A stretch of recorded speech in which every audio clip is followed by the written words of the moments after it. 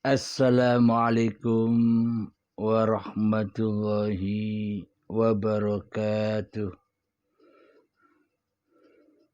Bismillahirrahmanirrahim.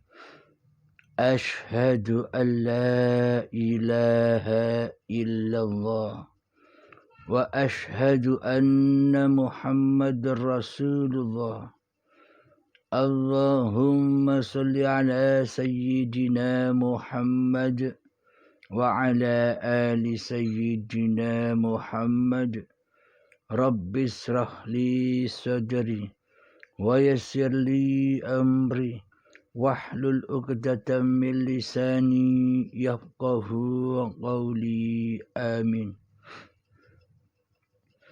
Bismillahirrahmanirrahim. Salam jumpa lagi bagi pemirsa Uripe Allah channel.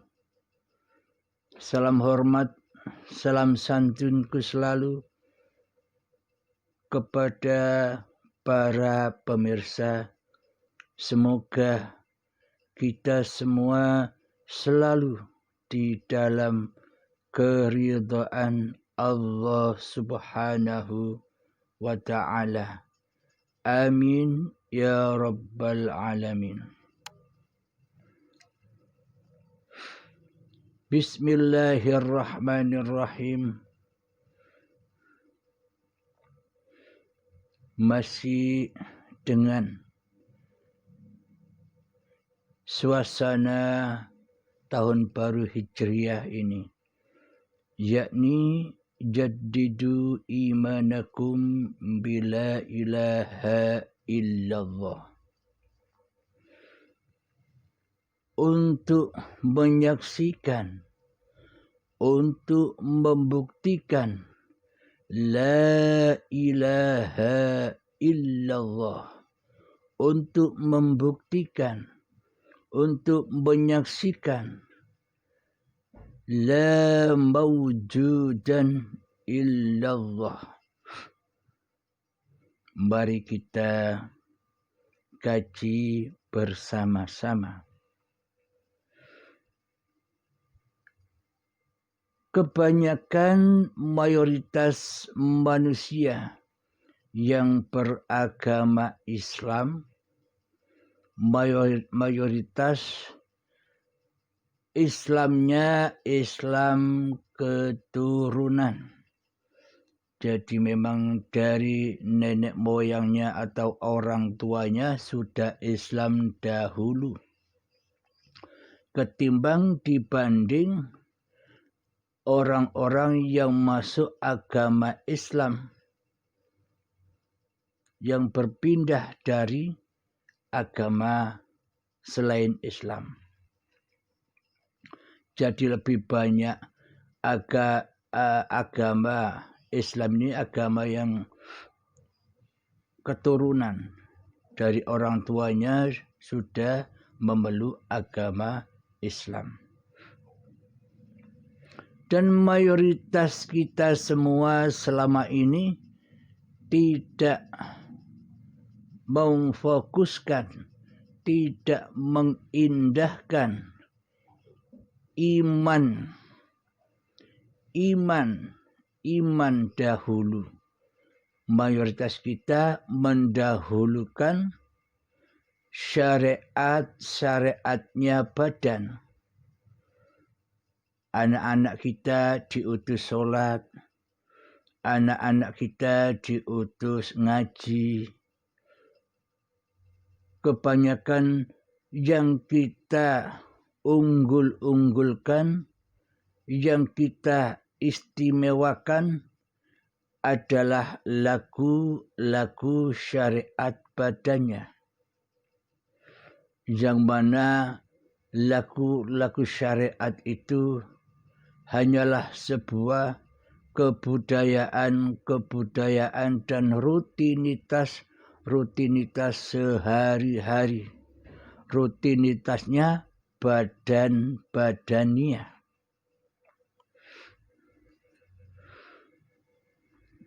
Dan sangat amat langkahlah kita dididik tentang iman. Dan sangat amat langkahlah kita dididik tentang tauhid. Sangat amat langkah manusia yang bisa mendidik tentang iman dan tauhid. Karena yang terpenting di sisi hawa nafsu selama ini, yang terpenting laku-laku syariat-syariatnya.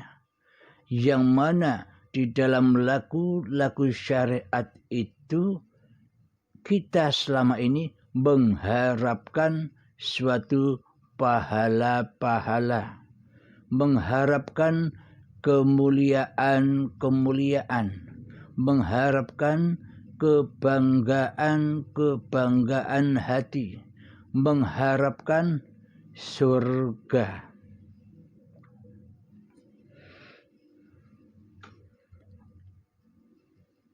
Menurut logikanya begini, bagaimana mungkin kita mengharap pahala-pahala dari apa yang sudah kita amalkan dan yang kita kerjakan selama ini, yakni melakukan sholat dan melakukan ibadah-ibadah yang lain. Tentunya kita berharap suatu pahala yang tidak jelas, pahala yang tidak nampak, pahala yang tidak tahu di mana tempatnya. Selama ini berarti kita beribadah dan kita sholat selama ini hanyalah mengharap suatu angan-angan, mengharap pahala yang hanya ada di angan-angannya saja, tidak nyata, tidak wujud. Logikanya kan demikian. Bagaimana mungkin manusia yang logis mengharap-harap yang tidak logis, yang tidak nyata, yang tidak nampak olehnya? Dan mana mungkin manusia berharap-harap dengan daya upaya dan kepayahannya melakukan ibadah dan sholat hanya mengharap-harapkan yang tidak ada.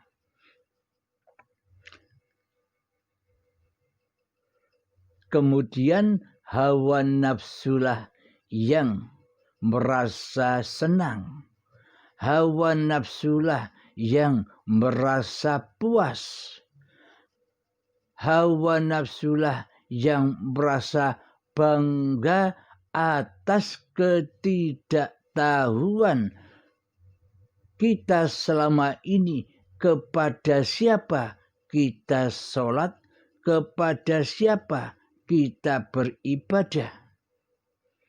Dengan yang angan-angan demikian, hawa nafsu sudah puas.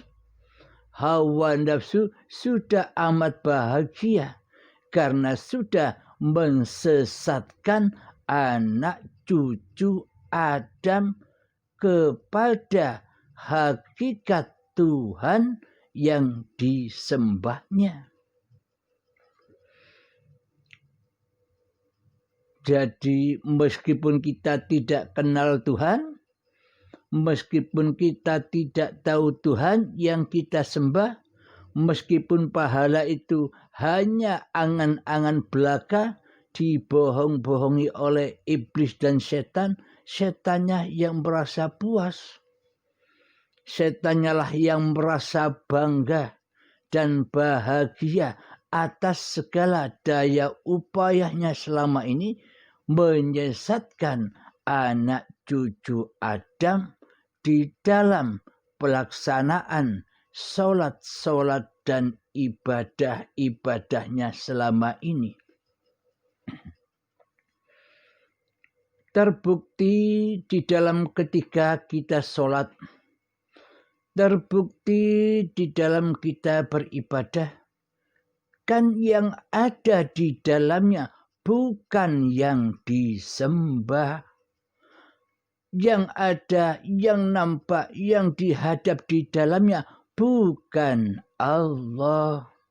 Berarti di dalam sholat dan ibadahnya selama ini bukan menyembah Allah, bukan menghadap Allah, akan tetapi menghadap dan menyembah hawa nafsunya sendiri. Sehingga kroni-kroni dan sekutu-sekutu hawa nafsu ketika saat sholat dan ketika saat ibadah dipanggilnyalah kroni-kroni dan sekutu-sekutu hati yang selama ini dicintainya.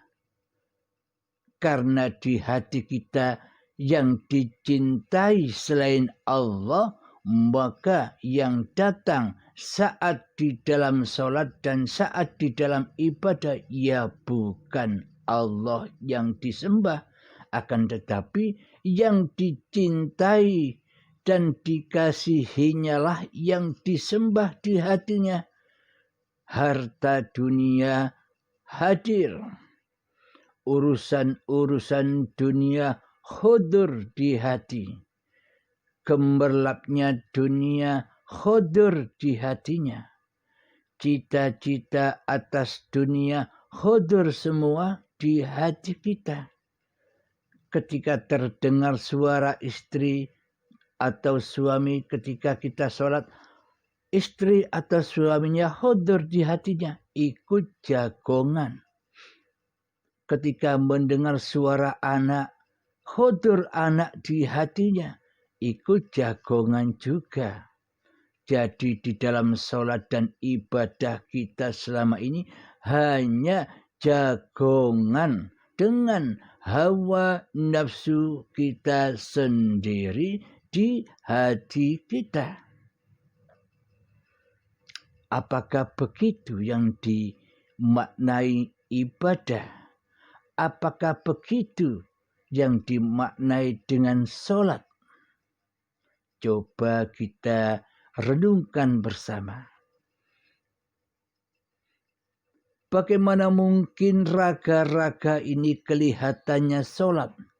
Bagaimana mungkin raga-raga ini kelihatannya ibadah? Namun di dalam masjidnya, namun di dalam raganya, penguasanya, yakni hawa nafsu kita berleha-leha jagongan ria dengan apa yang dicinta-cintainya di hatinya, yakni dengan dunia, yakni dengan cita-cita dunia, yakni dengan kebanggaannya, dengan kemuliaannya. Semuanya di dalamnya hanya main-main saja. Hati kita selama ini tidak sholat.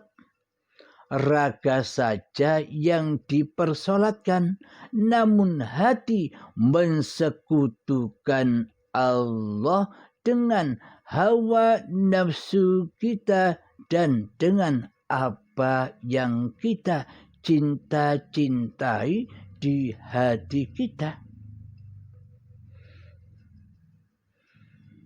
Kelihatannya saja casing-casing badaniah kita ini beribadah dan sholat. Namun hati kita meninggalkan casing ini sendiri. Badannya disuruh sholat, badannya disuruh ibadah, namun hati kita meninggalkannya. Ditinggalkannya badan yang sedang sholat, kita tinggalkan jalan-jalan keluar dari badan, jalan-jalan keluar dari masjid, yakni kita jalan-jalan menuju apa yang kita cita-citakan, apa yang kita inginkan. Kita bertemu dunia, bertemu toko, bertemu pasar, kita jalan-jalan di area apa yang selama ini kita cintai di dalam hati kita. Badan dipersolatkan, badan diperibadahkan, badan dizikirkan, tapi hati hengkang dari badan itu sendiri menuju ke urusan dunia.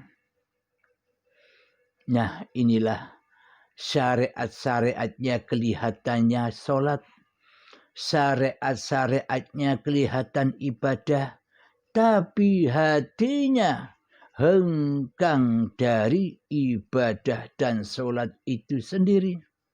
Coba kita cek bersama, sahabat.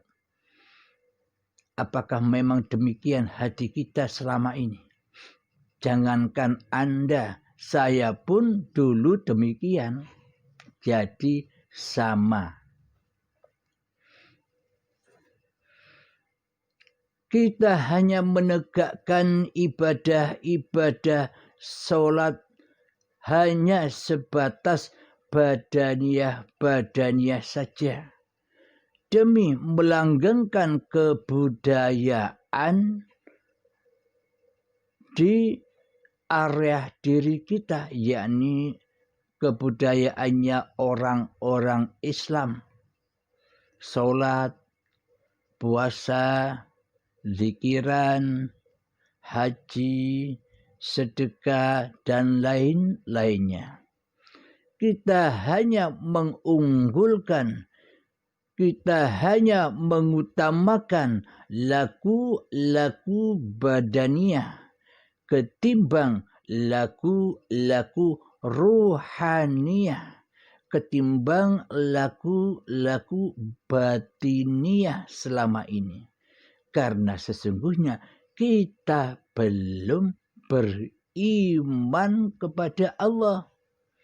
Yang kita imani selama ini, yang kita ikuti selama ini hanyalah hawa nafsu kita sendirilah yang selama ini yang kita jadikan Tuhan. Karena kemana-mana, karena sedang apa-apa, kita selalu gumantung, bersandar kepada hawa nafsu kita sendiri selama ini daripada bersandar kepada Allah. Karena selama ini menurut diri kita Allah itu tiada, Allah itu gaib. Meskipun yang diajarkan di dalam agama Islam selama ini bahwa yang wujud itu hanya Allah, yang ada itu hanya Allah. Namun praktek hati kita selama ini sebaliknya. Karena beragama kita selama ini, karena kita melaksanakan syariat sholat dan ibadah selama ini hanyalah untuk menutup-nutupi, hanyalah untuk menyembunyikan, hanyalah untuk membungkus keateisan, kekufuran, kesyirikan, kepersekutuan hati kita terhadap Tuhan yang menciptakan diri kita selama ini. Jadi Allahnya itu ditutup. Jadi iman kita kepada hawa nafsu ini kita tutup-tutupi selama ini dengan ibadah-ibadah dan sholat secara dohiriyah saja, secara syariat saja, untuk menutupi kebobrokan iman hati kita yang selama ini jadi syaitan yang terkutuk, yakni mensekutukan Allah, mentidakwujudkan Allah dengan mewujudkan syaitan yang terkutuk, dengan menghudurkan hati syaitan yang terkutuknya, yakni hawa nafsu kita. Inilah hakikatnya syaitan yang nyata itu. Sesuai firman-Nya Allah, sesungguhnya syaitan itu adalah musuh-musuhmu yang nyata. Jadi jangan terkecoh dibohong-bohongi oleh mayoritas manusia yang katanya setan itu gaib, yang katanya setan itu tidak nyata. Ikutilah Tuhanmu di dalam firman-Nya bahwa sesungguhnya setan itu adalah musuh-musuhmu yang nyata, yang akan menyesatkan dirimu dari jalan Tuhanmu. Mari kita berpikir, kita mau ikut siapa? Ikut kalamnya hawa nafsu, mayoritas manusia, atau kita mengikuti kalamullah yang memang menyatakan di dalam kalamnya bahwa syaitan itu musuhmu yang nyata.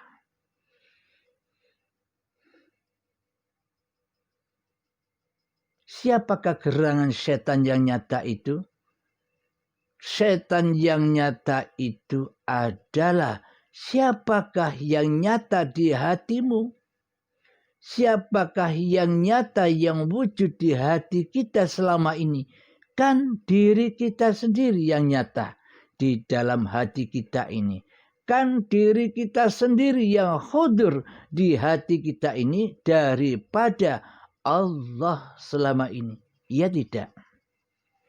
Lah, berarti sesungguhnya kita sebelum kedatangan iman di hati kita, kita masih kufur karena jadi syaitan yang terkutuk, syaitan yang selalu mensekutukan Allah dengan diri manusianya.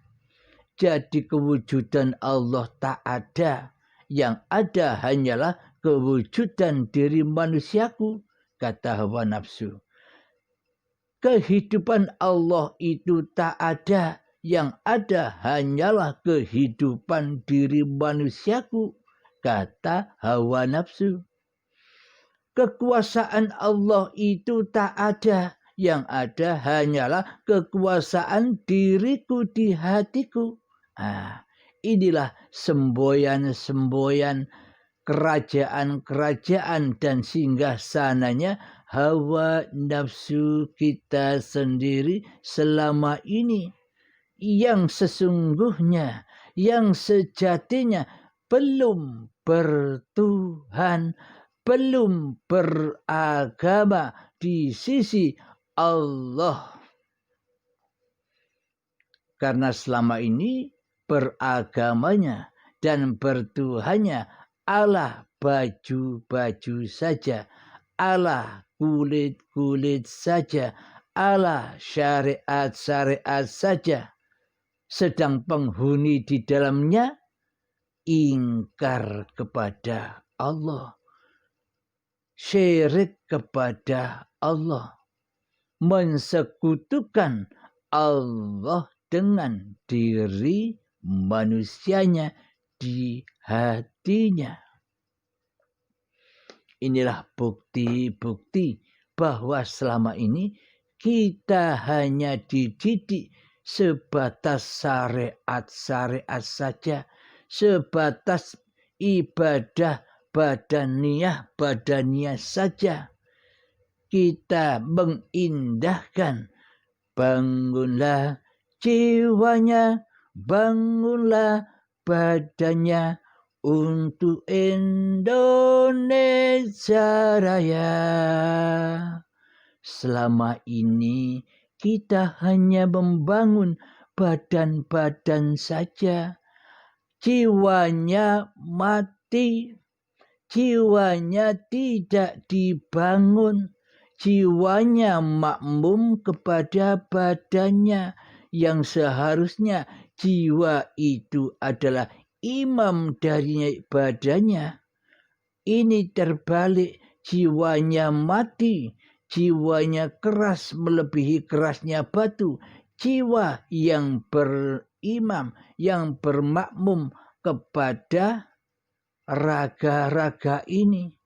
Jadi jiwanya terbelenggu dan terbudak oleh badan-badannya. Ini kebalik. Yang dibangun hanya raga-raganya saja. Yang dibangun hanyalah ibadah raga-raganya saja. Hatinya buta akan Tuhan yang disembahnya. Hatinya tunduk patuh kepada apa-apa yang dicinta-cintainya, yakni urusan hubbud dunya, kemuliaan dunia, kebanggaan dunia. Jadi apa yang dilakukannya seluruhnya fana, seluruhnya hancur, karena yang dituju, karena yang ada di hatinya hanyalah selain Allah. Maka dari itu, di sesi dan suasana tahun baru Islam ini, tahun baru Hijriyah ini, mari kita bersama-sama belajar sedikit demi sedikit hijrah. Hijrah, pindah dari alam kegelapan, pindah hijrah menuju ke alam yang terang benderang. Inilah hakikat hijrah, yakni berlandaskan jaddidu imanakum bila ilaha illallah. Itulah pokok dasarnya iman. Karena iman kita selama ini tidak beriman kepada Allah. Hanya ungkapan-ungkapan kata yang mabuk saja. Hanya ungkapan kata-kata yang dusta saja. Selama ini kita tidak bertuhan di hati kita, melainkan mentuhani diri kita sendiri dengan hawa nafsunya. Jadi di momen yang indah ini, maka hijrah itu aplikasikan di dalam hati kita agar nyata, agar nampak, agar terwujud apa tujuan kita dihidupkan, apa tujuan kita diadakan di dunia ini. Kita diwujudkan, kita diadakan, dan kita didatangkan ke dunia ini hanyalah wa ma khalaqtul jinna wal insa illa liya'budun.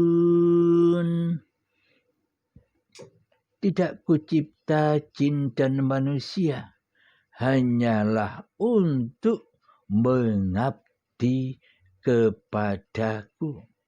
Yakni tujuan kita ada di sini, tujuan kita hidup di sini hanyalah untuk pulang kepada Allah.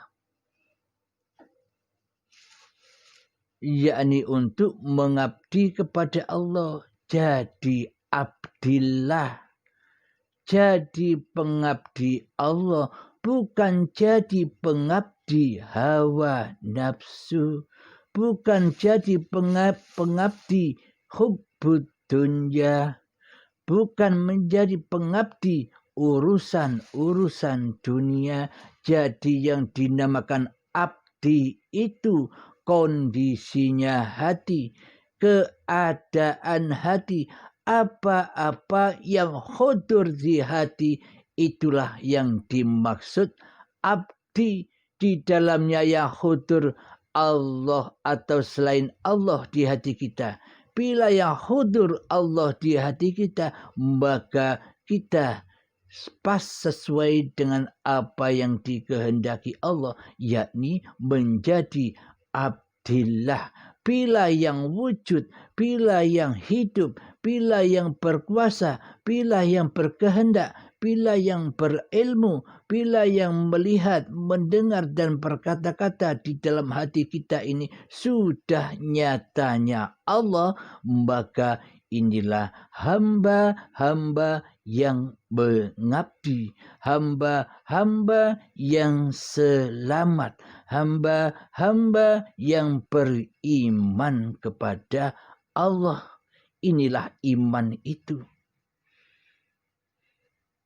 Namun bila hati kita, di dalam hati kita yang hudur hanyalah hawa nafsu manusia kita sendiri, yang wujud diri kita sendiri, yang hidup diri kita sendiri, yang berkuasa diri kita sendiri, yang punya kehendak daya upaya diri kita sendiri, yang berilmu kita sendiri, yang bisa melihat, mendengar dan bisa berkalam-kalam, semuanya dituhani oleh hawa nafsu kita sendiri. Yang hudur di dalam hati kita hanyalah diri kita sendiri. Inilah yang dimaksud setan yang nyata. Itulah setan yang nyata itu. Nah, nyata bukan? Bukan gaib setan itu. Kata Allah nyata kok. Setan itu gaib kan katanya hawa nafsu. Biar tidak ketahuan. Biar setannya aman. Tidak ketahuan bahwa dirinya setan yang selalu menyesatkan hati kita selama ini. Jadi hawa nafsu menganggap setan itu gaib. Agar apa?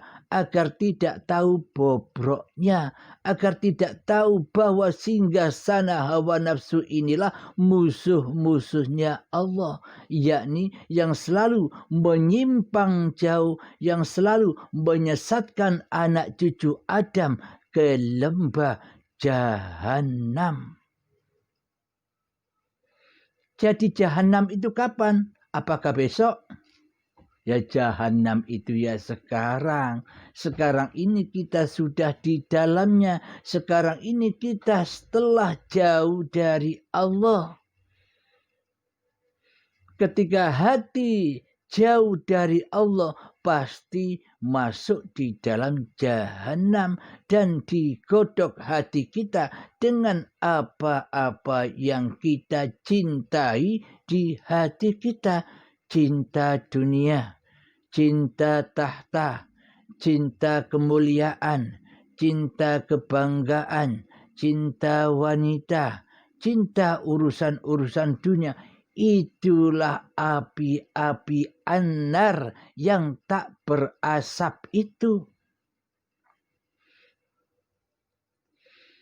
Jadi sesungguhnya kita selama ini sudah kumpul setan yang terkutuk yang tempatnya di dalam Jahannam. Hati kita terasa panas, hati kita terasa gampang marah, gampang tersinggung, gampang sakit hati, gampang merasa dendam, gampang merasa iri, gampang merasa tidak rela bila orang lain itu lebih senang daripada dirinya.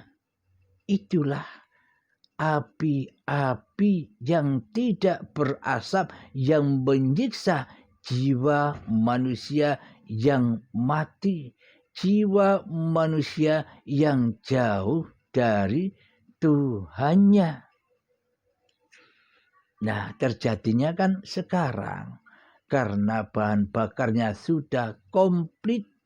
Bahan bakarnya neraka di sisi Allah itu adalah berbahan bakar badan-badan manusia dan hati yang keras melebihi kerasnya batu, yakni jiwa yang mati. Jiwa yang mati kesadarannya di dalam iman kepada Tuhannya, karena yang diimani di dalam hatinya yakni setan yang terkutuk, yakni hawa nafsu kita sendiri. Mohon maaf.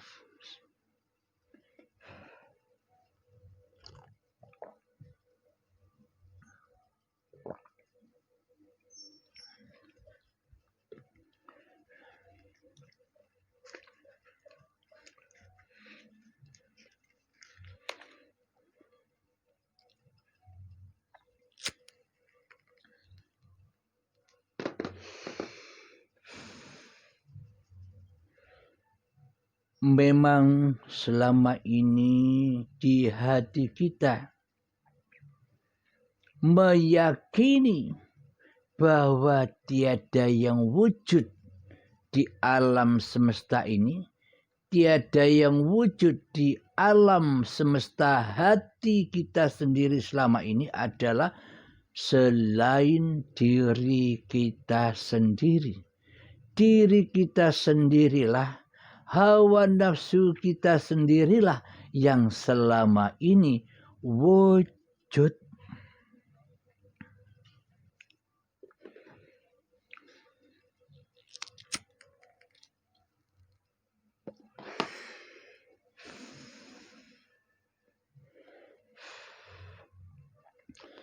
Selama ini di hati kita mengakui bahwa yang hidup itu bukan Allah, yang wujud itu bukan Allah, yang berkuasa itu bukan Allah, yang punya kehendak daya upaya itu bukan Allah, yang punya ilmu itu bukan Allah, yang bisa melihat, mendengar dan berkata-kata itu bukan Allah.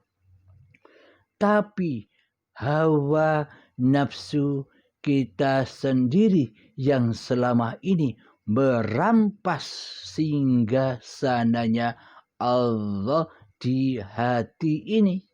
Inilah kenyataan setan yang terkutuk itu.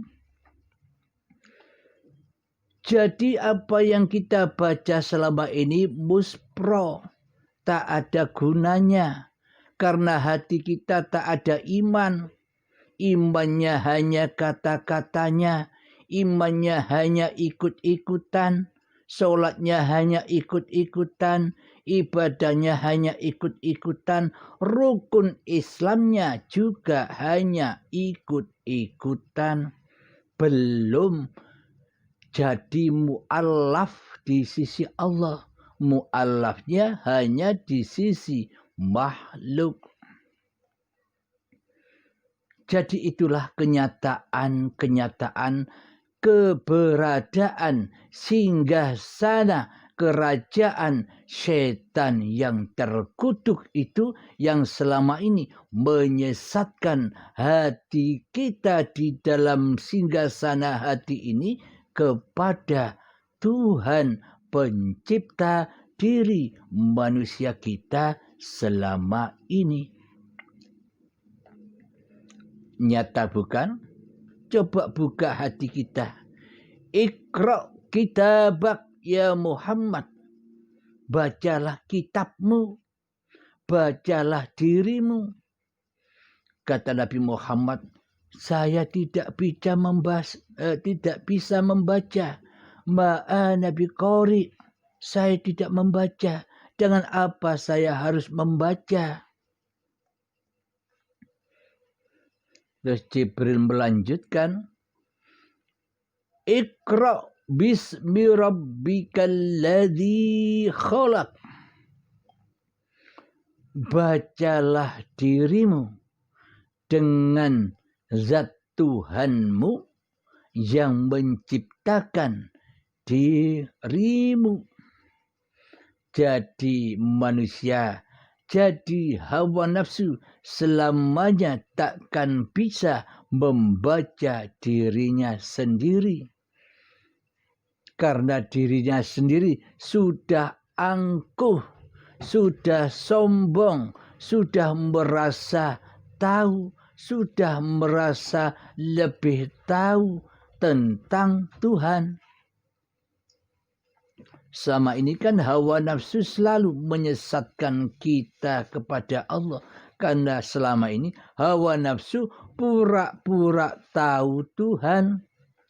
Padahal setan yang terkutuk ini menyesatkan hati kita kepada Tuhan. Seolah-olah hawa nafsu, seolah-olah kita selama ini sudah sangat amat puas dengan apa yang kita kerjakan. Sudah amat puas dengan solat-solat kita yang tidak ketinggalan di dalam sehari semalam 5 waktu. Seolah-olah kita sudah sangat puas dengan amal-amal yang sudah kita lakukan. Dengan zikir-zikir yang kita lakukan, kita sudah amat puas di dalamnya. Maka hawa nafsu angkuh bila ada peringatan dari Allah, angkuh. Karena sudah dibelenggu oleh setan yang terkutuk, yang selama ini dituhaninya. Jadi bila mendengar tentang babakan ilmu tauhid, mayoritas hawa nafsu ini angkuh, sombong.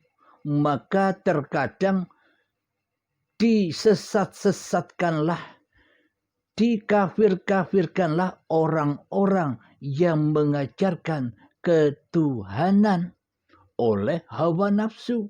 Hawa nafsu menyesat-nyesatkan mereka. Hawa nafsu mengkafir-kafirkan mereka. Hawa nafsu memurtad-murtadkan mereka yang sedang mengkaji ilmu tauhid. Karena hawa nafsu sudah penuh sesak dengan kebudayaan sholat dan ibadah secara badaniah saja, sedang hatinya, sedang jiwanya mati kesadarannya di dalam bertuhan. Jadi memang selayaknya lah orang-orang yang hanya membangun raga ini tidak mau mempelajari babakan jiwa, karena ia sudah melihat bahwa raga-raganya sudah ibadah, raga-raganya sudah sholat, raga-raganya sudah berilmu tinggi, jadi sudah tidak butuh lagi Tuhan. Karena hawa nafsunya lebih ia tuhankan daripada Allah pencipta dirinya. Karena manusia sudah merupai Allah. Karena manusia sudah merasa mampu mendalangi dirinya sendiri daripada didalangi oleh Allah pencipta dirinya.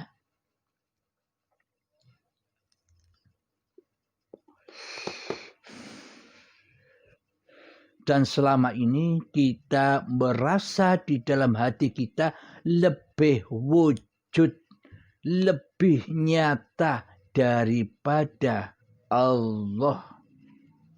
Betul tidak? Berarti yang jadi Tuhan itu siapa? Allah kah ataukah diri kita selama ini di hati kita?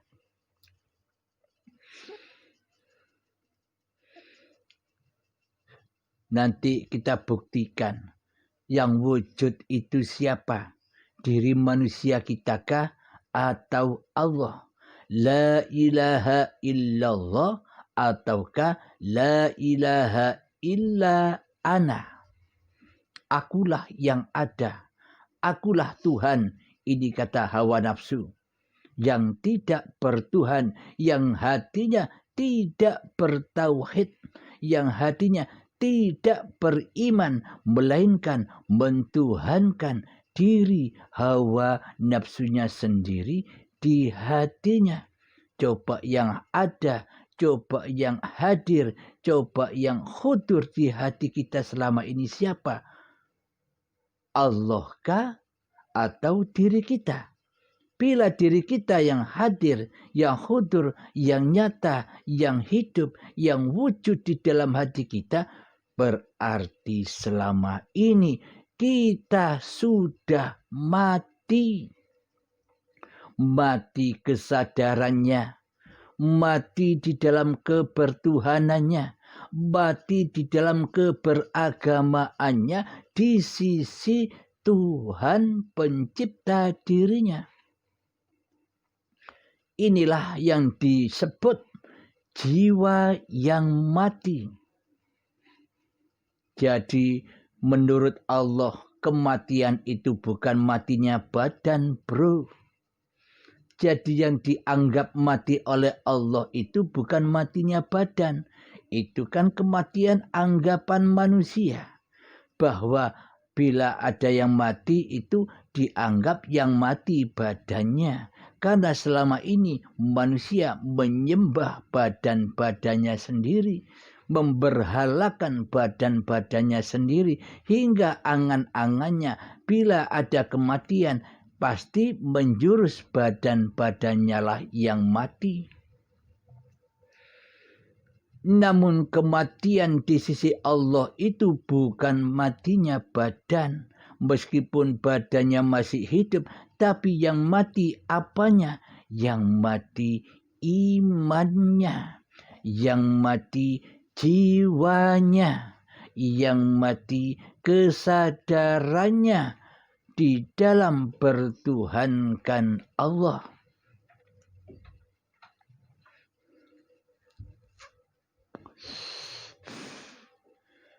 Inilah yang disebut kematian itu.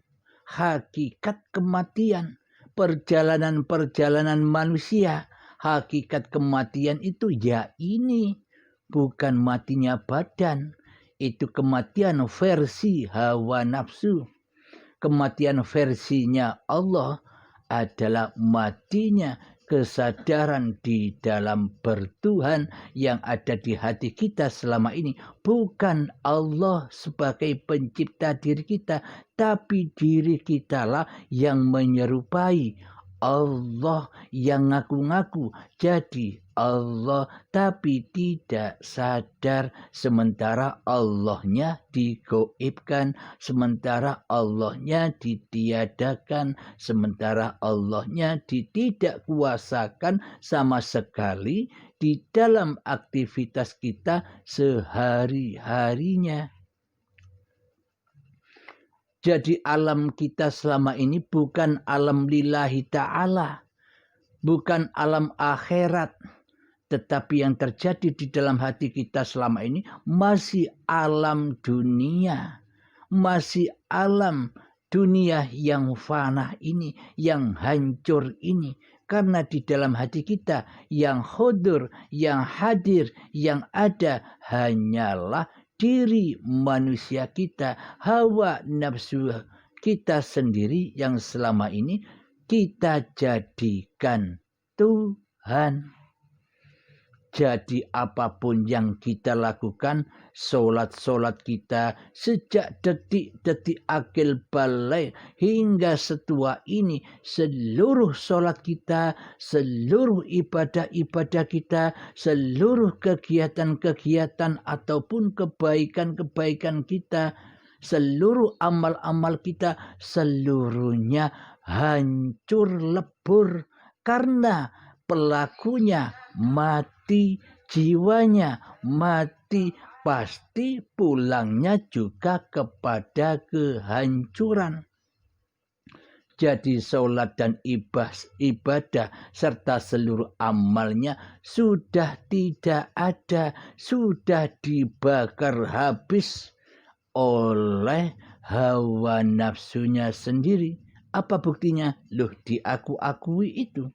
Ngaku-ngaku dirinya bisa sholat, ngaku-ngaku dirinya bisa ibadah, ngaku-ngaku dirinya bisa berbuat baik, ngaku-ngaku dirinya bisa bersedekah kepada orang-orang yang membutuhkan. Itu semuanya kehancuran karena tidak beribadah kepada Allah, melainkan beribadah menyembah hawa nafsunya sendiri. Nah, dari sinilah terbukalah apakah mungkin kita dapat pahala sementara kita bukan mentuhankan Allah. Selama ini kita hanya mentuhankan hawa nafsu kita sendiri dan mengaku-akui semua amal yang kita kerjakan adalah amal kita sendiri. Mestinya jangan berharap pahala kepada Allah, berharaplah kepada hawa nafsu kita sendiri selama ini. Jadi pahalanya sudah dikasih oleh hawa nafsu selama ini. Bukan Allah yang memberi pahala. Apa pahala yang diberikan oleh hawa nafsu kita sendiri selama ini? Adalah kebanggaan. Adalah merasa mulia. Adalah merasa baik dari orang-orang yang di bawah, yang lebih rendah dari diri kita, laku ibadahnya. Kita merasa sholatnya sudah lengkap, sholat sunat rawatibnya sudah lengkap, tahajudnya sudah lengkap, duhanya sudah lengkap, zikir-zikirnya sudah lengkap, perbuatan baiknya kepada manusia sudah lengkap, rukun-rukun Islam secara badaniah sudah lengkap. Karena itulah hawa nafsu begitu kokohnya kerajaannya. Sehingga buta akan Tuhan pencipta semua apa yang ia kerjakannya. Karena Tuhannya beda. Tuhannya bukan Allah, tapi syaitan yang terkutuk, yang diikutinya, yang diimaminya. Karena kita selama ini bermakmum kepada hawa nafsu kita sendiri. Bagaimana mungkin kita berharap pahala dari Allah yang selama ini tidak kita jadikan imam di hati kita? Tidak mungkin, sobat. Coba pakai logika kita.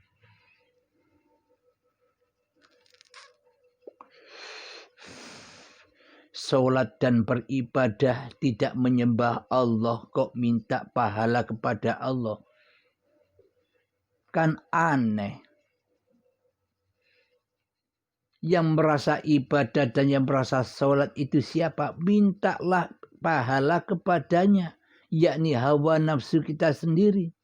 Akhirnya hawa nafsu merasa lega setelah melakukan itu semua. Itulah penyesatan hati, itulah kematian jiwa yang tidak bertuhan.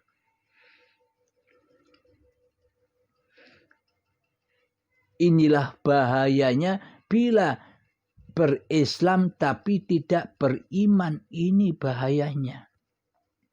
Jadi kita berislam selama ini hanyalah kepayahan saja. Dalam hati kita sudah merasa benar. Karena setan yang terkutuk selalu melindungi kita dari Allah. Jadi kita selama ini sudah dibelenggu di dalam anarnya. Sudah dibelenggu di dalam jahannamnya. Sudah jadi golongan mereka. Jadi mereka, hawa nafsu, setan dan iblis itu tidak rela bila kita harus kembali kepada Allah. Hawa nafsu, setan dan iblis tidak rela bila manusia kita ditiadakan. Jadi hawa nafsu, iblis dan setan itu selalu menggaung-gaungkan di dalam hati kita bahwa kamu itu ada, bro. Lim halim, kamu itu ada. Kamu itu wujud. Kamu itu kuasa. Kamu itu yang punya kehendak. Bukan Allah. Allah itu gaib. Allah itu tiada. Allah itu ora wujud. Masa kamu mau menyembah yang tidak ada, Halim? Sembahlah yang ada. Dialah hawa nafsumu. Astaghfirullahaladzim. Selama ini kita tersesat, sobat. Jangankan Anda, saya pun juga pernah tersesat dari jalan fisabilillah. Maka dari itu, setelah saya ditunjuki oleh jalan Allah, maka saya berbagi kepada Anda semua. Karena ini bukan ilmunya Abdul Halim, karena ini bukan kepunyaan Abdul Halimnya, ini kepunyaan Allah, maka kami berbagi dengan Anda semua untuk berjalan di jalan fisabilillah, pindah dari keadaan hati yang gelap gulita menuju hijrah di tahun baru hijrah ini, hijrah kepada Allah dengan menegakkan bendera iman, la ilaha illallah. Jaddidu imanakum bila ilaha illallah.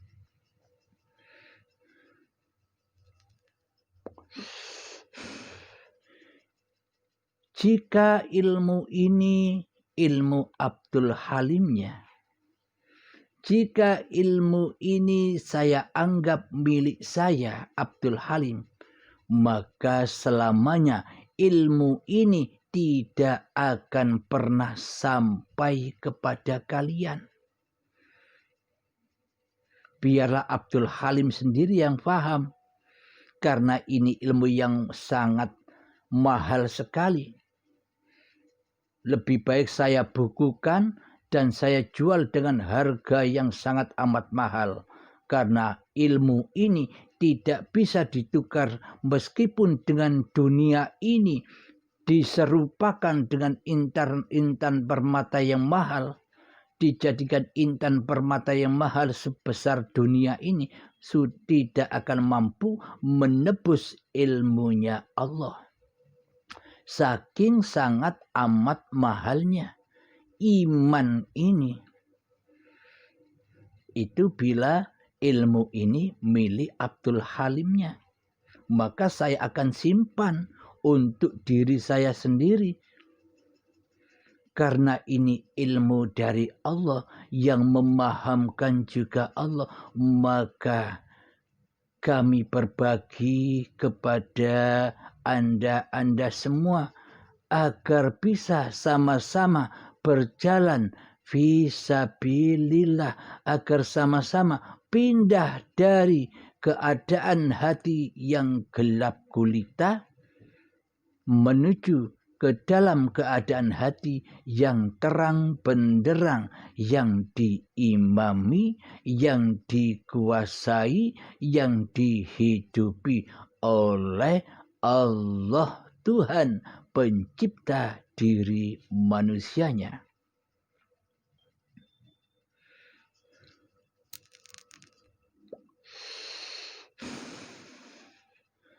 Maka dari itu, mari kita buka rahasia-rahasia yang selama ini kita buta akannya.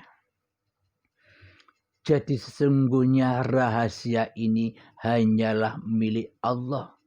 Tak satu pun manusia bisa tahu rahasia Allah kecuali Allah. Jadi gempurlah hawa nafsumu dulu di hatimu. Tiadakan kewujudan hawa nafsumu di hatimu dulu. Hancurkan kehidupan dirimu di hatimu dulu. Hancur leburkan kekuasaanmu di dalam hatimu dahulu. Agar nyata kewujudan Tuhanmu. Agar nyata kehidupan Tuhanmu. Agar nyata kekuasaan Tuhanmu di hatimu. Selama ini kita meyakini, mengakidahi di dalam hati kita, mengiktikoti di dalam hati kita loh ya, bahwa kita, bahwa manusia, bahwa makhluk ciptaan ini lebih nyata, lebih wujud daripada Allah. Ini di dalam hati kita. Meskipun kita seolah-olah bila berkata di luar diri kita, bila kita berkata-kata kepada manusia lain, tidak ada wujud kecuali Allah. La ilaha illallah katanya. Tapi di dalam hati kita selama ini, tiada yang wujud kecuali aku manusianya. Allah tidak wujud. Allah tidak nyata, Allah tidak hidup, Allah tidak kuasa atas diriku kecuali diriku sendiri. Iya tidak? Nah, berarti selama ini kita belum beriman kepada Allah.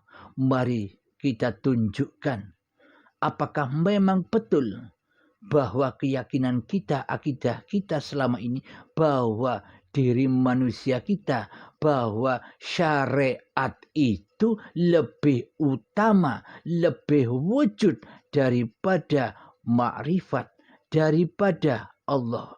Mari kita tunjukkan pelan-pelan. Syariat itu apa sih? Menurut mayoritas manusia, syariatnya terbatas.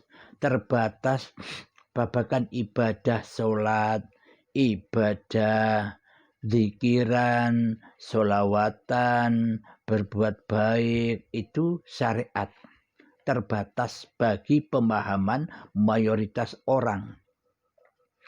Akan tetapi yang dimaksud hakikat dari syariat itu sendiri adalah seluruh apa yang kita lihat sejak bangun tidur sampai tidur lagi, itulah hakikatnya syariat. Jadi kegiatan kita sejak bangun tidur hingga tidur lagi, itulah hakikatnya syariat.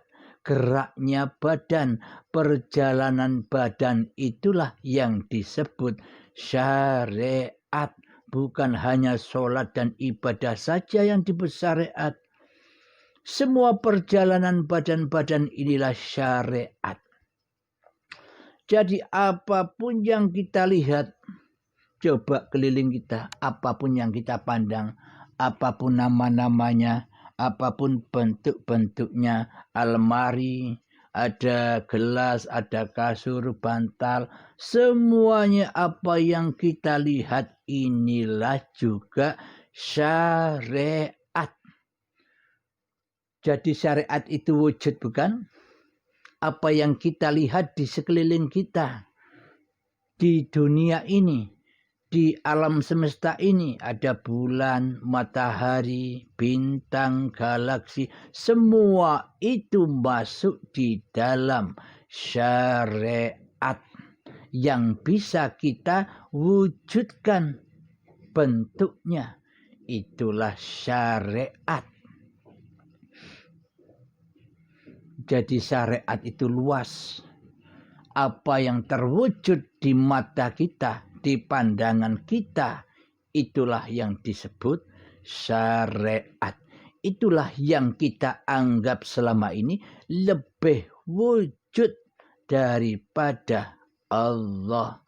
Makhluk-makhluk ciptaannya ini lebih wujud, lebih ada, lebih nampak, lebih hidup daripada yang menciptakannya. Selama ini kan pemahaman kita demikian. Akidah dan iman kita selama ini demikian di dalam hati loh ya. Di dalam hati kita kan mengatakan begitu. Bahwa yang wujud ini hanyalah dunia dan alam semesta yang bisa saya lihat, inilah yang dimaksud syariat. Namun apakah benar syariat ini wujud? Apakah benar bahwa syariat ini lebih wujud daripada makrifat? Lebih wujud daripada Sang Pencipta. Selama ini kita mentuhankan syariat ketimbang mentuhankan Pencipta syariat. Kita lebih mengutamakan syariat daripada siapa pencipta adanya syariat itu. Marilah kita buktikan apakah benar syariat-syariat itu ternyata tidak wujud, ternyata tidak hidup, ternyata tidak nampak, ternyata tidak kuasa. Mari kita buktikan. Setelah syariat terbukti buat kita bahwa alam semesta dan apa-apa yang kita pandang itulah syariat, maka syariat itu takkan pernah terwujud, takkan pernah ada, takkan pernah nyata tanpa adanya torekoh. Jadi torekoh di sini, jadi syariat di sini bukan seperti syariat-syariat, ajaran-ajaran syariat. Dan torekoh pun di sini bukan seperti ajaran-ajaran torekoh yang ada di luar sana. Jadi yang kita bahas sekarang ini syariat yang ada di dalam diri kita dan torekoh yang ada di dalam diri kita, yakni di dalam Al-Qadim, Al-Quran Qadim, kitab yang di dalam diri. Jadi syariat-syariat itu takkan pernah terwujud, takkan pernah nyata, takkan pernah ada tanpa adanya torekoh. Jadi torekoh itu apa? Torekoh itu adalah jalan, tali, sambungan, jalan untuk mewujudkan syariat-syariat. Semua syariat itu bakal terwujud, bakal ada, bakal nyata jika ada penguasa syariat. Siapa? Torekoh. Jadi torekoh itu apa maksudnya? Torekoh itu adalah jalan untuk mewujudkan, yakni sifat penglihatan atau alam kosong ini. Tanpa penglihatan, tanpa alam kosong ini, maka kita tidak akan bisa mewujudkan syariat.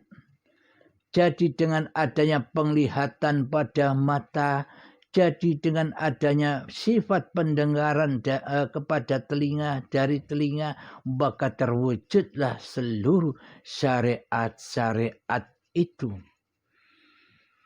Jadi dengan torekohlah, dengan sifat penglihatan kita lah, maka terwujudlah alam semesta ini. Maka bergebiarlah apa yang kita saksikan. Jadi dengan jalan toreko ini terwujudlah diri Anda bagi saya. Dengan jalan toreko ini maka terwujudlah gunung-gunung bagi saya. Dengan jalan toreko inilah terwujudlah hutan-hutan bagi saya. Dengan jalan toreko inilah terwujudlah lautan-lautan bagi saya. Dengan jalan toreko inilah maka terwujudlah alam semesta bagi saya. Dengan jalan toreko inilah maka terwujudlah matahari dan bulan bagi saya. Dengan jalan toreko inilah terwujudlah galaksi-galaksi di ruang angkasa itu bagi saya. Dengan toreko inilah terwujudlah gambaran-gambaran ibadah sholat dan ibadah yang lainnya bagi saya. Dengan jalan toreko inilah terwujudlah apa-apa yang ada di alam semesta ini. Jadi tanpa toreko maka syariat takkan pernah ada. Tanpa sifat penglihatan ini maka apapun tidak akan wujud. Contoh, ketika kita tutup mata kita tiada ruang untuk mewujudkan segala sesuatu. Nah, kan tidak ada tanpa toreko. Penglihatan dari mata menuju apa yang dipandangnya lewat alam kosong. Dengan izin Allah, alam kosong inilah yang dimaksud laisa kamislihi syai'un. Dengan laisa kamislihi syai'un inilah maka terbuktilah, terwujudlah apa-apa yang diwujudkan oleh Allah, yakni ayat-ayat Allah. Manusia diciptakan, manusia diperjalankan hanyalah untuk haulahu linuriyahu min ayatina, sehingga diutus hanya untuk menyaksikan ayat-ayat Allah. Tidak diutus ibadah, tidak diutus apapun, hanya diutus menyaksikan ayat-ayat Allah. Jadi pada intinya untuk menyaksikan Allah, untuk bertuhan kepada Allah. Ini babakan hati, ini babakan jiwa, bukan babakan badaniah. Badaniah berlaku apa saja, badaniah berlaku apapun syariat-syariat yang Anda lakukan, apapun agama Anda. Tapi hati wajib bermakrifat. Hati wajib bertuhankan kepada Allah Sang Maha Pencipta. Ini yang terpenting, iman yang terpenting daripada Islamnya. Jika imannya sudah teraplikasi, maka Islamnya otomatis jalan sendiri. Kita tidak usah bersyariat, Allah lah yang bersyariat bila sudah iman kepada Allah.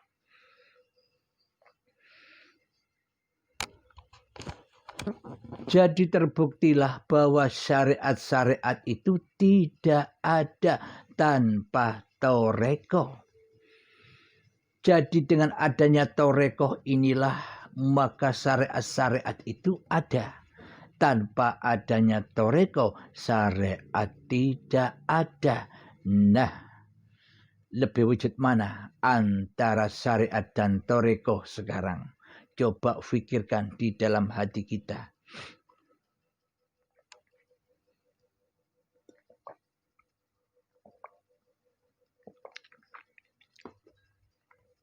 Selama ini angan-angan kita, selama ini akidah dan iman kita selama ini kan hanya merasa yang wujud di alam semesta ini hanyalah syariat. Yang diutamakan, yang paling wujud syariat. Karena bisa dilihat oleh hawa nafsu. Hawa nafsu menutupi siapa sesungguhnya yang mengadakan syariat-syariat ini, hawa nafsu kita menutupi itu. Karena hawa nafsu kita tidak mau hawa nafsu ini ditiadakan. Hawa nafsu ini maunya ada, maunya menjadi Tuhan, maunya mentuhani semua syariat-syariat yang kita lakukan selama ini. Sehingga kita buta dan tersesat kepada Allah sebagai pencipta diri manusia kita.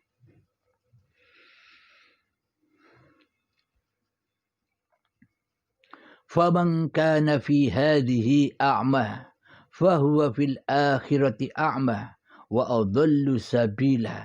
Barang siapa di dunia ini buta mata hatinya, di dalam syariat ini buta mata hatinya, maka di akhirat pun akan semakin buta. Maka babakan makrifat yang menguasai syariat pun maka semakin buta akan Tuhannya. Dan akan tersesat jalannya dari Tuhan yang menciptakannya. Jadi semua apa yang diamalkan oleh diri kita selama ini semua tersesat karena tidak bertuhan, karena Tuhannya adalah hawa nafsu kita sendiri selama ini.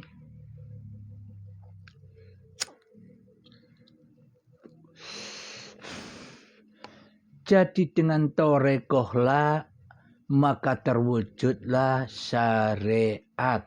Tanpa adanya torekoh maka tak akan ada syariat. Nyata bukan?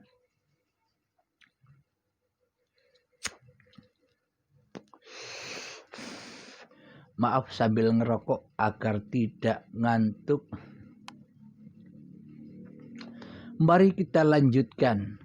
Babakan syariat dan torekoh semoga bisa dipahami. Jadi adanya torekoh itu mewujudkan syariat-syariat yang kita lihat selama ini. Tanpa adanya torekoh maka seluruh syariat takkan pernah ada, takkan pernah terwujud.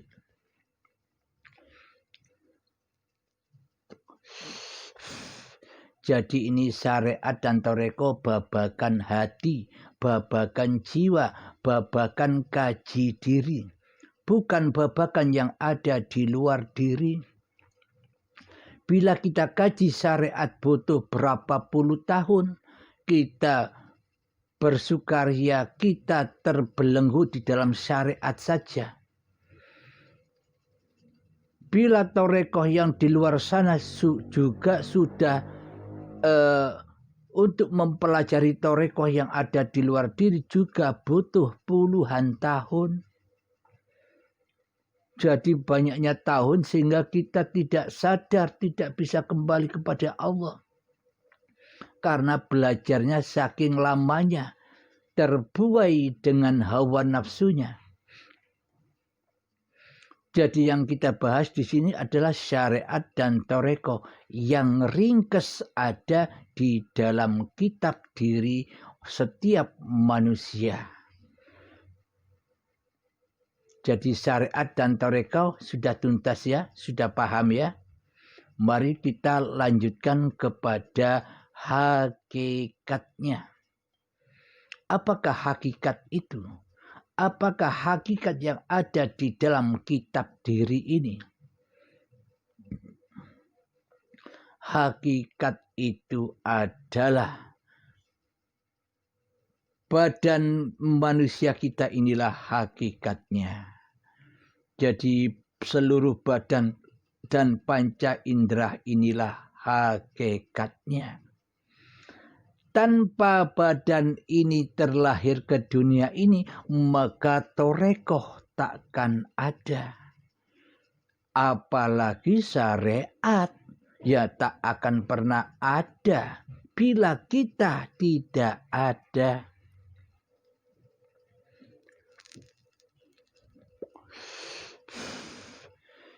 Jadi torekoh dan syariat itu adalah bermakmum dengan adanya diri kita. Kitalah yang mengadakan torekoh dan syariat.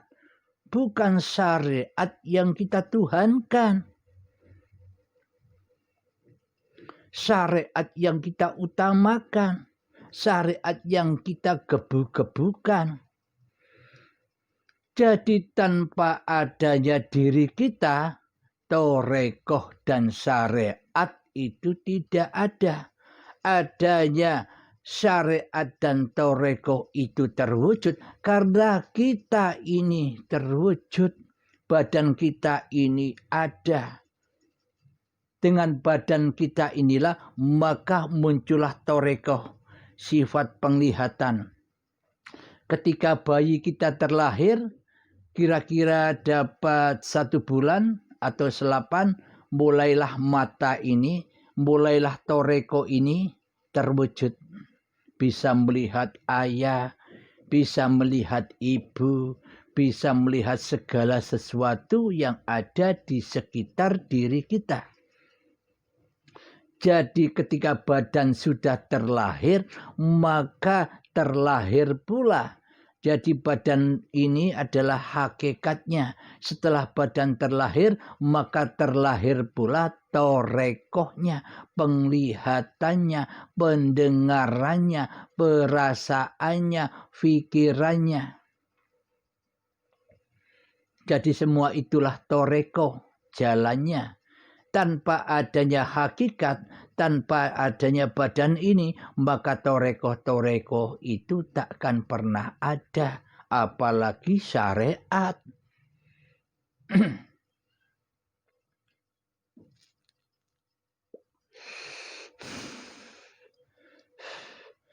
Jadi adanya torekoh dan syariat, seluruh alam semesta ini hadir, ada wujud karena adanya badan kita, karena adanya hakikat, karena adanya kelahiran kita sebagai bayi yang suci.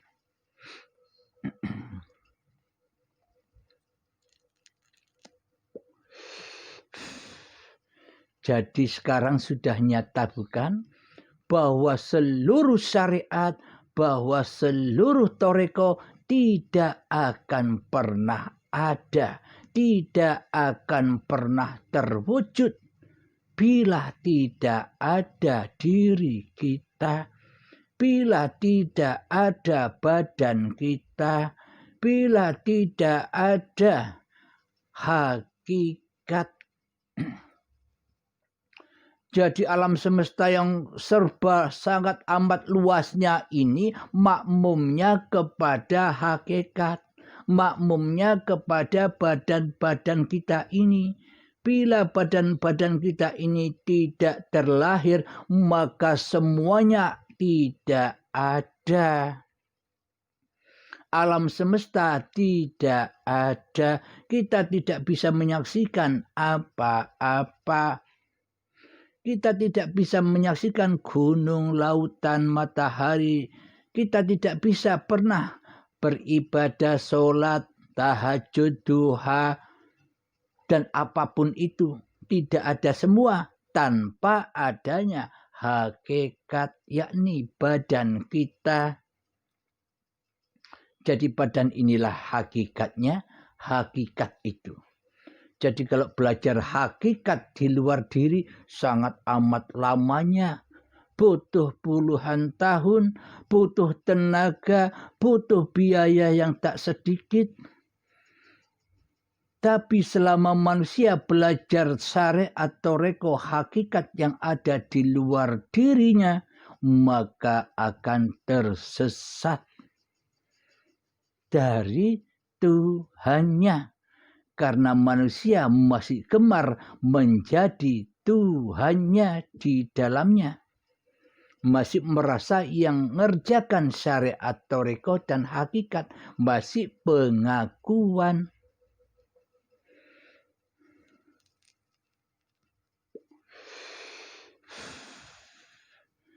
Tanpa badan kita ini apakah ada sholat? Tanpa badan kita ini apakah ada ibadah? Tanpa badan kita ini apakah ada perbuatan baik dan buruk? Tanpa badan kita ini apakah ada alam semesta ini? Jadi seluruh alam semesta ini sudah masuk, sudah dirangkum, sudah ada di dalam diri kita. Karena filmnya alam semesta ini ada pada diri kita. Bila tak ada filmnya, maka biskop gebiarnya alam semesta ini tidak ada.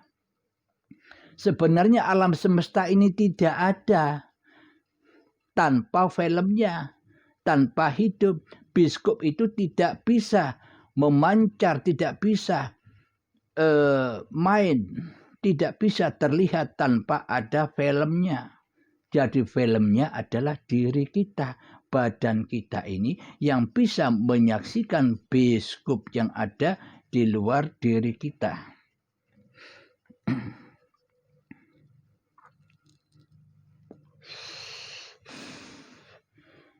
Alhamdulillahirabbil alamin. Jadi sudah paham antara syariat, toreko, hakikat yang sebenarnya di sisi Allah, bukan di sisi manusia. Kalau di sisi manusia, syariatnya di luar, torekohnya di luar, hakikatnya di luar, yang terbelenggu dengan pelajaran-pelajaran yang begitu sangat amat panjangnya, butuh puluhan tahun untuk memahami syariat yang di luar itu. Inilah jalan kilat, inilah jalan tol, inilah wat siratal mustaqim itu. Jadi bila manusia tidak masuk ke dalam dirinya, maka sia-sialah apa yang dikerjakannya selama ini.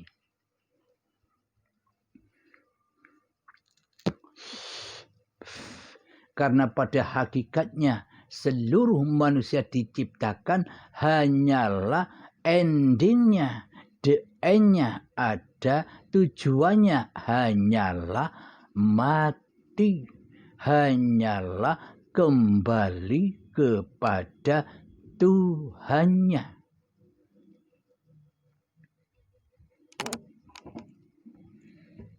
Maka jelaslah apa yang dikatakan syariat itu, torekoh itu, dan hakikat itu.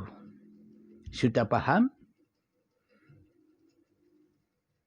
Nah, kita berlanjut pulang rojiun kepada ma'rifatnya. Jadi awaluddin ma'rifatullah. Yang awal itu ya hanya Allah. Yang wujud itu ya hanya Allah. Yang hidup itu ya hanya Allah. Yang kuasa itu ya hanya Allah. Yang berilmu itu ya hanya Allah. Yang melihat itu ya hanya Allah. Yang mendengar itu ya hanya Allah. Yang bisa berkalam-kalam itu ya hanya Allah. Siapakah makrifat itu sebenarnya? Makrifat itu sebenarnya adalah Bismillahirrahmanirrahim. Allahu la ilaha illa huwal hayyul qayyum. Allah, tiada Tuhan yang berhak disembah. Dialah hidup yang kekal, lagi terus menerus menghidupi, mencukupi, mengurusi seluruh makhluk-makhluk ciptaan-ciptaannya. Jadi terciptanya hakikatnya ini, jadi terciptanya badan-badan ini adalah dari Allah, dari hidup. Jadi cikal bakalnya hakikat ini, cikal bakal kejadian badan ini adalah Allah lah yang mencipta, Allah lah yang melahirkan, Allah lah yang menghidupi, Allah lah yang memproses dari cikal bakal badan ini, cikal bakal hakikat ini, yakni dari tanah. Dari tanah yang mati diproseslah oleh Allah, diciptalah oleh Allah, dihidupilah oleh Allah, sehingga diperjalankannya tanah yang mati ini dengan hidupnya, dengan Allah, dengan hayatullah. Karena tanah tidak punya hidup, maka Allah lah yang menghidupi. Sehingga diperjalankan dengan kasih sayangnya, dengan penjagaannya, dengan pemeliharaannya, dengan kasih sayangnya, sehingga terproseslah perjalanan dari tanah itu menjadi tumbuh-tumbuhan. Setelah menjadi tumbuh-tumbuhan, diperjalankan lagi, berkembanglah tumbuh-tumbuhan itu menghasilkan buah-buahan, sayuran, dan padi, sehingga dimakan oleh hidup yang ada pada calon kedua orang tua kita. Jadi hidup itu tak butuh makan, Allah itu tak butuh makan. Yang butuh makan adalah makhluknya, yang butuh makan adalah yang diciptakannya. Maka Allah dengan kasih sayangnya menyuapinya. Bukan untuk Allah makanan itu dan minuman itu, hanya untuk makhluk yang diciptakannya makanan dan minuman itu, sehingga bisa berkembang biak. Setelah dimakan oleh kedua orang tua, maka Allah yang memproses di dalamnya dengan kuasanya. Bukan manusianya yang bisa menciptakan sperma dan sel telur. Allah lah yang menciptakannya, Allah lah yang mengurusinya, sehingga bertemulah kedua orang tua kita, sehingga berubah menjadi gumpalan darah.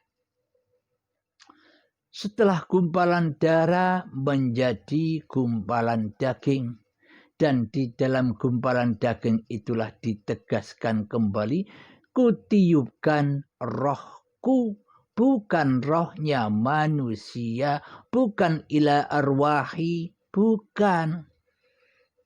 Roh itu tunggal, roh itu esa, yakni ruhullah. Kalau kita berdoa ila arwahi, ila arwahi, ila arwahi, kalau ayatnya ku hidupkan roh-rohnya manusia, padahal ayatnya kutiupkan ruhku. Ruh itu Allah. Jadi ditegaskan lagi bahwa yang menghidupi, yang menciptakan kejadian cikal bakal gumpalan daging ini sejak dari tanah, yaitu ya ruhullah itu. Bukan saat jadi gumpalan daging saja, sejak dari tanah sudah ditiupkan, kutiupkan rohku, itu mutasabihatnya, itu rahasianya. Bila tidak ditiupkan ruhullah ketika saat jadi tanah, apakah bisa berproses menjadi sampai gumpalan daging? Coba difikirkan, coba dihayati, coba ditafakuri. Jadi awalnya sebelum ada gumpalan daging kan ada gumpalan darah, ada sperma, ada makanan, ada tumbuhan, dan ada tanah. Jadi kutiupkan rohku itu Sejak dari tanah sampai menjadi gumpalan daging. Jadi di saat gumpalan daging itu bukan awalnya, itu hanya pengingat saja, diingatkan kembali oleh Allah bahwa hidup ini Allah, bukan hidupnya makhluk.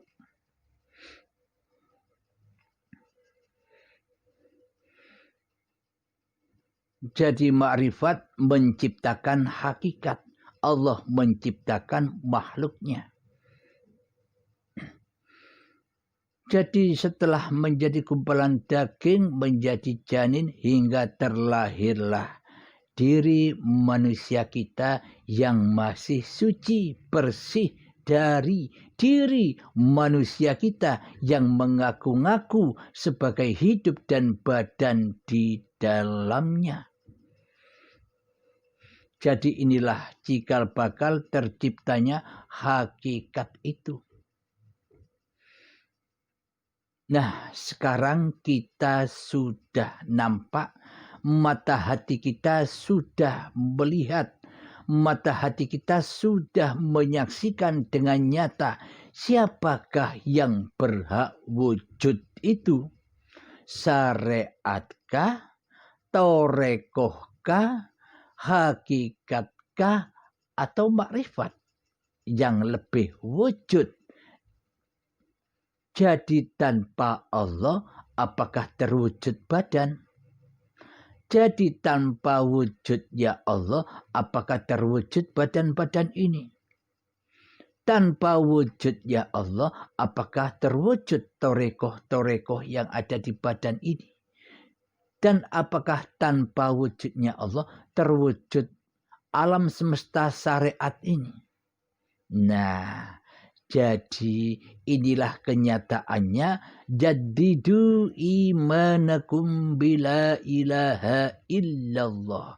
Jadi inilah kenyataannya. La mawjudan illallah. Jadi terwujudnya syariat, torekoh, dan hakikat hanya berpulang kepada wujudullah. Inilah tempat kita kembali. Jadi awalnya dari Allah, pulang kepada Allah. Dari asalnya tiada, goib, kembali kepada ketiadaan dan kegoiban yang nyata, yang wujud di dalam hakikat, yang wujud di dalam yang wujud di dalam makrifat dan yang wujud di dalam hakikat serta yang wujud di dalam toreko dan yang wujud di dalam syariat itu ya hidup ini sendiri, ya Allah sendiri. Inilah iman yang dibawa para nabi dan iman yang dibawa oleh para rasul serta aulia Allah. Inilah kondisi hati Kanjeng Nabi Muhammad sallallahu alaihi wasallam sebelum menerima syariat perintah salat. Jadi bila hati sudah beriman yang demikian, pasti bisa menjalankan seluruh rukun Islam. Syahadat bisa dilakukan, salat bisa dilakukan, zakat bisa dilakukan, puasa bisa dilakukan, haji bisa dilakukan secara otomatis bila jiwa ini sudah beriman kepada Allah yang sedemikian. Jadi imannya iman yang original, Islamnya yang original, persis yang dibawa oleh Kanjeng Nabi Muhammad sallallahu alaihi wasallam. Babakan syariat badannya yang lain silakan diikuti, akan tetapi jangan mengindahkan, jangan melupakan syariat, toriko, hakikat dan makrifat yang ada di dalam diri. Jangan indahkan wujudullah, jangan indahkan hayatullah, jangan indahkan kekuasaan Allah atas apa yang kita lakukan. Jadi yang terpenting kondisi hatinya untuk mengaplikasikan syariat-syariat yang ada. Sehingga bila hati sudah kondisi seperti ini, imannya yang seperti ini, pasti pas dengan syariatullah yang dibawa Allah lewat Rasulullah, yakni di dalam niatan ibadah dan sholat selalu lillahi ta'ala. Karena sudah iman kepada Allah, pasti sudah bisa lillahi ta'ala. Itulah yang dimaksud Islam yang selama ini kita anut.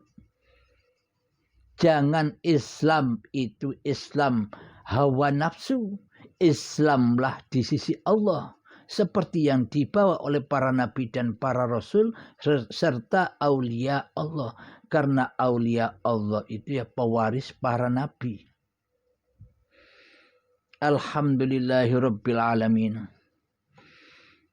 Semoga keterangan-keterangan tentang jadidul iman ini memperbarui iman, berhijrah dari iman yang gelap, yakni beriman kepada hawa nafsu kita sendiri, yakni beriman kepada iblis dan setan yang selama ini kita tuhankan, berpindah, berhijrah kepada Allah yang berhak disembah. Maksudnya apa hijrahnya itu?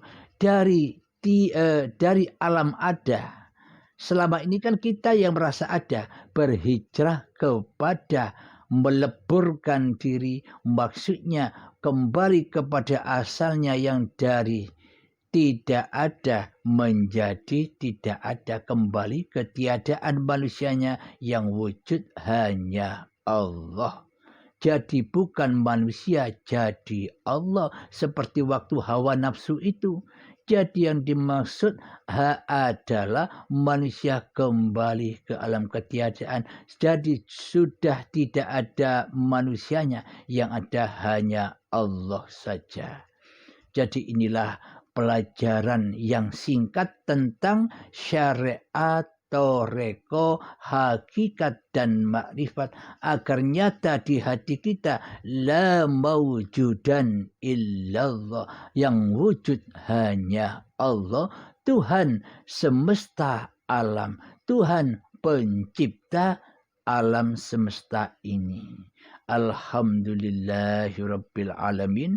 Semoga saya dan semoga kita semua selalu di dalam bimbingan Allah Subhanahu wa taala, sehingga kita bisa rojiun dengan rela dan ridho kepada Allah, sehingga kita bisa husnul khotimah sebelum kedatangan ajal. Jadi bila di dunia ini buta mata hatinya, maka saat ajal pun buta. Ketakutan, kesakitan dengan azab yang sangat amat dahsyat sakitnya. Maka dari itu, maka nafi hadil a'ma, ketika di dunia ini kita sudah beriman kepada Allah, sudah husnul khotimah kepada Allah, sudah pulang kepada Allah, maka di akhirat pun semakin selamat. Maksudnya apapun yang diperjalankan badan ini selalu berpancar kepada hablum minallah, talinya Allah, sudah gumantung, sudah bersandar, hanya Allah lah penguasa badan-badan manusia ini. Karena badan-badan manusia ini adalah wakil-wakilnya Allah, khalifatullah, wali-walinya Allah. Akan tetapi anehnya selama ini mayoritas manusia tidak berwalikan Allah, kecuali berwalikan kepada hawa nafsunya sendiri. Inilah tanda hati yang su'ul khotimah, hati yang buta, maka di akhirat pun semakin buta, sehingga disiksa di dalam neraka jahanam, yakni api-api yang cintainya di dalam hatinya selama ini. Alhamdulillahirrabbilalamin. Semoga hati kita selalu selamat menuju Allah Subhanahu wa taala. Amin amin amin ya rabbal alamin. Akhir kalam. Assalamualaikum warahmatullahi wabarakatuh.